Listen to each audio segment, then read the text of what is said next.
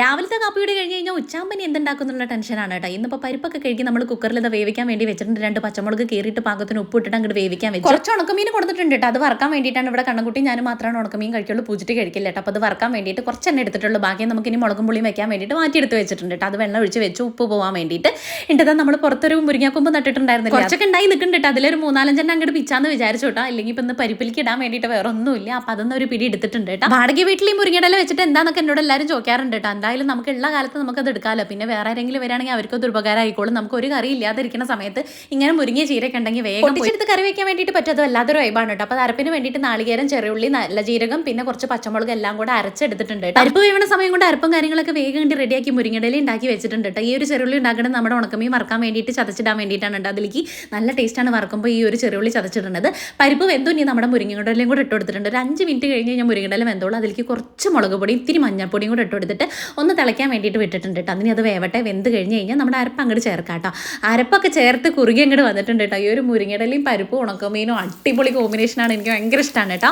വെന്തിരിക്കുന്ന കറി ഒരു പാത്രത്തിലേക്ക് മാറ്റി നമുക്ക് വറുത്തിടാൻ വേണ്ടിയിട്ട് കുറച്ചധികം ചെറുള്ളിയിൽ അങ്ങോട്ട് മൂപ്പിച്ചിട്ട് വറുത്തിടാം കേട്ടോ. എനിക്ക് ഈ ഒരു കറിയില്ലേ ഇത് മാത്രം മതി കഴിക്കാൻ വേണ്ടിയിട്ട്. നല്ല ഇഷ്ടമാണ് മുരിങ്ങടലയും പരിപ്പും. ഇന്ന് അറിയണവർക്ക് അറിയാം എനിക്ക് മുരിങ്ങടല എത്ര ഇഷ്ടമാണെന്നുള്ളത് കേട്ടോ.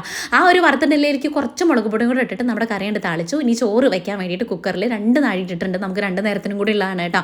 അപ്പോൾ അതൊക്കെ കഴുകി കുക്കറിൽ ഒരൊറ്റ വീസിൽ പിന്നെ ഒരു 5 മിനിറ്റ് വെയിറ്റ് ചെയ്തിട്ടുണ്ടെങ്കിൽ കറക്റ്റ് നമ്മുടെ ചോറ് അങ്ങോട്ട് വെന്ത് കിട്ടും കേട്ടോ. റേഷനരിയാണ്, ചിലത് 8 മിനിറ്റ് ആയിരിക്കും, ചിലത് 10 മിനിറ്റ് ആയിരിക്കും. ഇപ്പം കിട്ടിയ റേഷനരി നമുക്ക് 5 മിനിറ്റേ ഉള്ളൂ കേട്ടോ.